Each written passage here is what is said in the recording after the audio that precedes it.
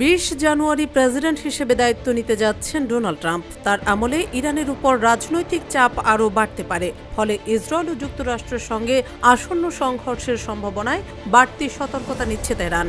1000 নতুন ড্রোন পেয়েছে ইরানের সেনাবাহিনী। সোমবার তথা 13 জানুয়ারি তাদের হাতে উচ্চ প্রযুক্তির এই ড্রোন পৌঁছেছে বলে জানায় দেশটির আধা সরকারি বার্তা সংস্থা তাসনিম।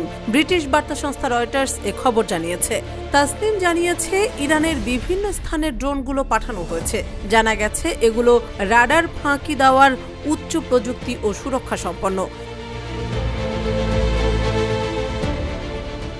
ওই প্রতিবেদনে আরও বলা হয়, নতুন ড্রোনগুলোর পাল্লা প্রায় 2000 কিলোমিটার।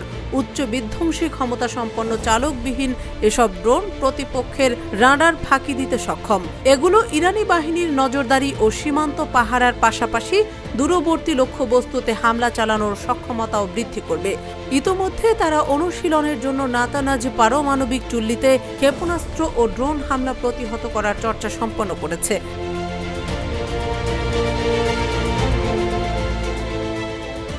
গত 9 জানুয়ারি ইরানের সেনাবাহিনীর স্থল বিভাগের commander brigadier general Kiumars Heydari এক অনুষ্ঠানে বলেন, তার বাহিনী হাজার হাজার ড্রোন সহ অন্যান্য অত্যাধুনিক সামরিক সরঞ্জাম গ্রহণ ও সেগুলো ব্যবহার করার সক্ষমতা অর্জন করেছে।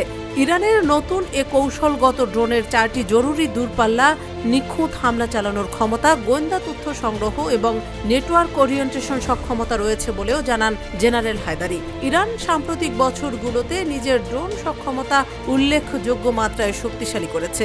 দেশটি পাইলটবিহীন বিমান ও ড্রোন তৈরি করার প্রযুক্তিতে পশ্চিম এশিয়া অঞ্চলের পাশাপাশি আরও বহু অঞ্চলে শীর্ষস্থানীয় দেশে পরিণত হয়েছে।